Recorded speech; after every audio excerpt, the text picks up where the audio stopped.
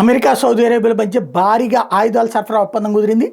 మధ్యప్రాచ్యంలో 4 రోజుల పర్యటనలో భాగంగా అమెరికా అధ్యక్షుడు ట్రంప్ మంగళవారం సౌదీ అరేబియాలో పర్యటించారు. ఈ సందర్భంగా ట్రంప్ సౌదీ రాజు ప్రిన్స్ సల్మాన్ సమక్షంలో ఇరు దేశాల అధికారులు పలు ద్వైపాక్షిక ఒప్పందాల మీద సంతకాలు చేశారు.